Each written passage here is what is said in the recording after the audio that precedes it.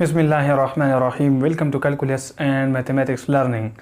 आज के इस लेक्चर नंबर 1 में हम न्यू चैप्टर स्टार्ट करते हैं जो कि हमारा चैप्टर नंबर 3 है, जिसका नाम है vector relevant with APSC part 1 mathematics class 11 mathematics KPK board new course of 2020 lecture number 1 है।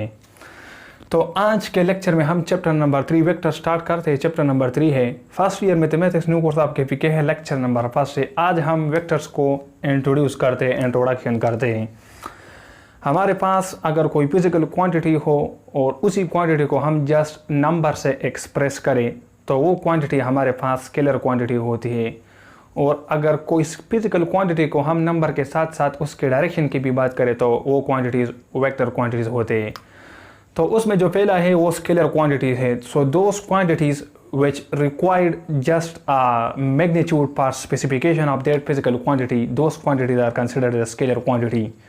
मिसाल के तौर पर अगर हम मास की बात करें, हम अगर किसी दुकानदार से ही कहे कि हमें 5 kg शुगर दे दे, तो हम तो ये नहीं कहते कि इसी डायरेक्शन में हमें 5 kg शुगर दे दे।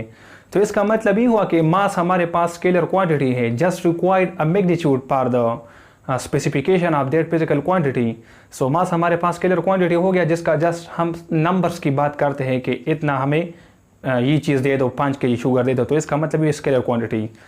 याद रखें स्केलर क्वांटिटीज़ को हम ऐड भी कर सकते हैं, डिवाइड भी कर सकते हैं, मल्टीप्लाई भी कर सकते हैं, सब्ट्रैक्ट भी कर सकते हैं मैथमेटिक्स के रूल से। लेकिन वेक्टर्स को ना हम ऐड कर सकते हैं, न डिवाइड कर सकते हैं, न मल्टीप्लाई कर सकते हैं, न सब्ट्रैक्ट कर सकते हैं मैथमेटिक्स के रूल से। लेकिन इसके लिए कुछ इम्पोर्टेंट लॉज है, उसी लॉज के ज़रिए हम वेक्टर्स को स्टडी करते हैं। Vector quantities are those quantity which required magnitude as well as the direction for the specification of that physical quantity. Just like अगर मैं फोर्स की बात करूं कि हमारे पास 5 न्यूटन फोर्स लग रहा है किसी ऑब्जेक्ट पे, लेकिन मैं ये भी कहूँगा कि किस डायरेक्शन में लग रहा है, या डायरेक्शन में 5 न्यूटन फोर्स लग रहा है। तो डायरेक्शन की बात जब आ गई तो इसका मतलब ये हुआ कि that quantity will be considered a vector quantity. अभी तो स्केलर क्वांटिटी वेक्टर क्वांटिटीज हो गई। वेक्टर क्वांटिटीज हमारे पास इंजीनियरिंग में, ज्योमेट्री में, फिजिक्स में बहुत यूज़ होता है। अब इसके बाद हमारे पास ग्राफिकल रिप्रेजेंटेशन ऑफ वेक्टर होता है। लेट्स सपोज ये हमारे पास एक वेक्टर है जिसका ये जो स्टार्टिंग पॉइंट है, let's suppose this point is O, इसी पॉइंट को हम इनिशियल पॉइंट कहते हैं, स्टार्टिंग पॉइंट को इनिशियल पॉइंट कहते हैं। और ये जो एरो है, एरो नज़र आ रहा है, इसी पॉइंट को हम टर्मिनल पॉइंट कहते हैं या टर्मिनस कहते हैं, टर्मिनल पॉइंट और टर्मिनस। तो ये हमारे पास लेट्स सपोज ई पॉइंट मेरे पास पी है, तो इसी ओ पी का अगर मैग्नीट्यूड की बात करें, लेट्स सपोज ये मैग्नीट्यूड ए है, तो इसी को हम क्या कहते हैं, the graphical representation of vector, जिसका हम डायरेक्शन की बात करते हैं। अब इसके बाद हमारे पास नेक्स्ट जो चीज़ आता है मैग्नीट्यूड ऑफ वेक्टर आता है कि हमारे पास एक फिजिकल क्वांटिटीज़ है। लेट्स सपोज वेक्टर क्वांटिटी की मैं बात करता हूँ, R is X I plus Y J. तो ये हमारे पास एक्स आई का मतलब ये है कि इसका जो कोएफिशिएंट है वो एलॉन्ग आई हमारे पास एक्स है और एलॉन्ग जे हमारे पास क्या है, वाई है। तो इसका मैग्नीट्यूड हमारे पास बराबर होता है just like this. Vertical bar में हम इसी आर को क्या करते हैं, क्लोज करते हैं। तो ये इस तरह भी हो सकता है, आर के ऊपर हमारे पास ये एरो होता है, एरो का मतलब ये वेक्टर क्वांटिटी है। इस तरह भी कर सकते हैं, आर के नीचे इस एरो को ड्रा करें, तो ये हमारे पास डिफरेंट टाइप ऑफ क्या है, कैपिटल आर भी इस तरह भी ले सकते हैं। तो ये हमारे पास मैग्नीट्यूड ऑफ वेक्टर होता है। अब फार्मूला इस तरह होता है कि इसी आर का अगर मैग्नीट्यूड निकाला चाहे तो हमारे पास बराबर होता है, हर एक कंपोनेंट का स्क्वायर लेते हैं। तो आई का कोएफिशिएंट एक्स है तो इसका स्क्वायर, 10 प्लस जे का जो कोएफिशिएंट है वाई, इसका स्क्वायर लेते हैं। ये हमारे पास क्या होता है, मैग्नीट्यूड होता है। अब इसके बाद हमारे पास क्या आता है, जीरो वेक्टर। जीरो वेक्टर वो वेक्टर होता है जिसका मैग्नीट्यूड हमारे पास जीरो होता है, तो उसी वेक्टर को हम क्या कहते हैं, जीरो वेक्टर और नल वेक्टर कहते हैं। लेट्स सपोज ये हमारे पास क्या है, जीरो वेक्टर है। जीरो इसलिए कि यहाँ पर तो इनिशियल पॉइंट है ही नहीं, जस्ट टर्मिनल पॉइंट की अगर आप बात करें तो हो सकता है। तो इसका मैग्नीट्यूड हमारे पास क्या है, जीरो है। और इसको हम जनरली रिप्रेजेंट करते हैं कैपिटल ओ से। इस तरह भी लिख सकते हैं और इस तरह भी लिख सकते हैं, इस तरह भी लिख सकते हैं। अब इसके बाद हमारे पास position vector, vector which is used for the direction of a vector is called position vector. अगर अर्जेंट प्लेन में कोऑर्डिनेट सिस्टम में बात की जाए तो ये लेट्स सपोज हमारे पास पॉइंट ओ है।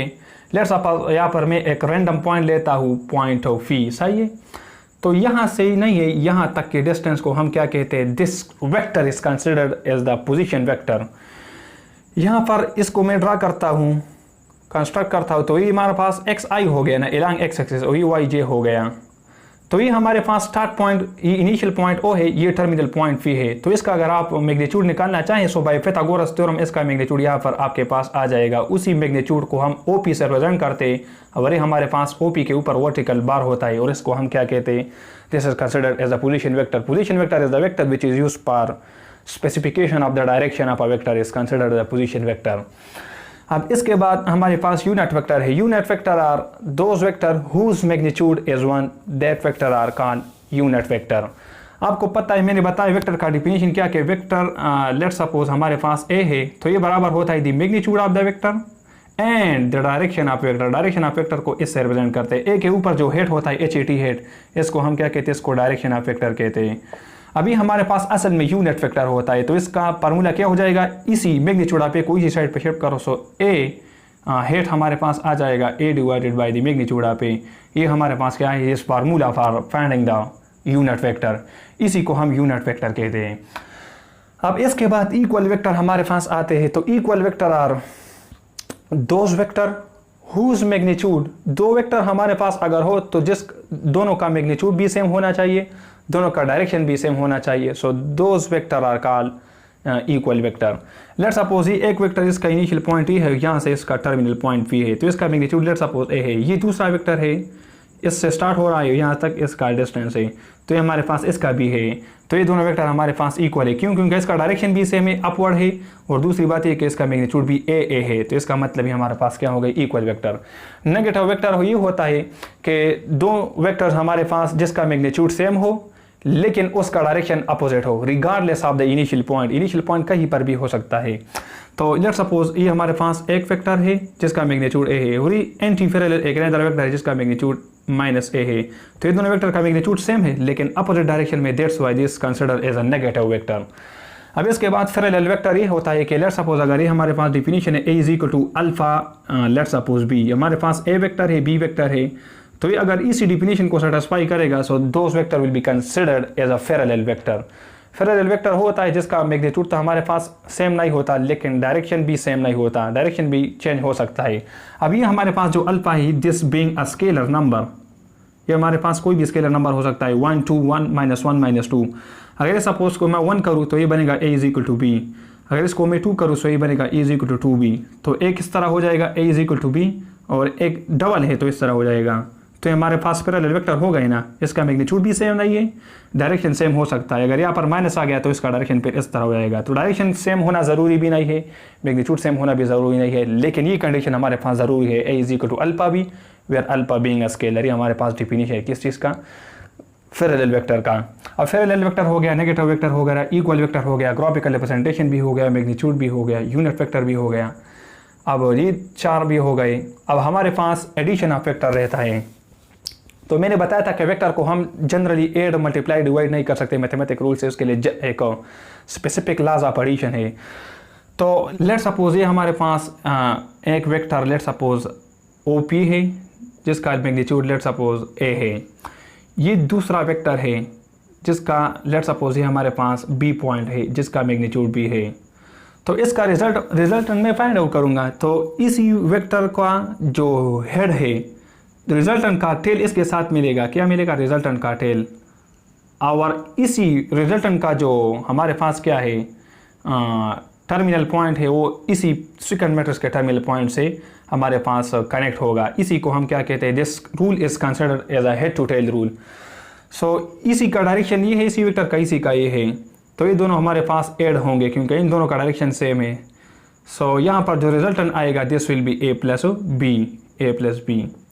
इसी रूल्स को हम कहते हैं लॉ ऑफ एडिशन। सही है, वेक्टर एडिशन ऑफ वेक्टर। अब इसके बाद पैरेललोग्राम लॉ ऑफ एडिशन है। Let's suppose this is vector a and let's suppose this is another vector. इसको हम OP का नाम देते हैं, इसको A का नाम दो। लेट्स सपोज हमारे पास B वेक्टर है, B स्मॉल b। तो यहाँ से मैं रिजल्टेंट ड्रा करूँगा, रिजल्टेंट तो ये रिजल्ट मैंने बताया था, इसका डायरेक्शन इस तरह है, इसका इस तरह है, लेकिन डायरेक्शन अपोजिट नहीं, ये सेम है, तो अगर अगेन ये a प्लस बी आएगा। तो अगर पैरेललोग्राम की बात की जाए तो उसको बस जस्ट कनेक्ट करो इस तरह, तो ये हमारे पास पैरेललोग्राम आ जाएगा। सही है, ये हमारे पास पैरेललोग्राम बन गया। अब ये मैग्नीट्यूड अगर बी है तो ये बी होगा, क्योंकि अपोजिट जो साइड है पैरेललोग्राम में ये पैरेलल होते हैं, सेम होते हैं। ये अगर ओ पी है तो ये अपोजिट साइड हमारे पास, let's suppose this is B, ये भी अगर ए है तो ये हमारे पास ए होगा। इस लॉ को हम क्या कहते हैं, पैरेललोग्राम लॉ ऑफ एडिशन। इसके बाद आप पॉलीगॉन के लिए भी कर सकते हैं, अगर दो से ज़्यादा वेक्टर आ जाए। लेट्स सपोज ये एक वेक्टर है जिसका मैग्नीट्यूड ए है, लेट्स सपोज ये दूसरा बी है, लेट्स सपोज ये मैग्नीट्यूड सी है, लेट्स सपोज ये डी है, और इस तरह से हमारे पास ये ओडी पॉइंट है, ये अनदर है हमारे पास, जिसका मैग्नीट्यूड क्या होगा, इस तरह अगर हम ड्रा करें तो इसका मैग्नीट्यूड आएगा a plus B plus C plus D, a plus B plus C plus D. तो इसको हम कहते हैं the vector for using the polygon, जिसमें अगर वेक्टर दो से ज़्यादा हो जाए तो फिर हम इसी रूल को यूज़ करते हैं। अभी हमारे पास था इंट्रोडक्शन ऑफ वेक्टर। इसके बाद एक्सरसाइज नंबर 3.1 है, 1 जो है वो हमारे पास आसान है, उसमें कुछ भी नहीं है, बस जस्ट डायरेक्शन ऑफ वेक्टर को देखना है और उससे रिजल्ट फाइंड आउट करना है। तो इंशाल्लाह फिर नेक्स्ट लेक्चर नंबर 2 में मैं एक्सरसाइज नंबर 3.2 स्टार्ट करूँगा। So thank you for watching this video.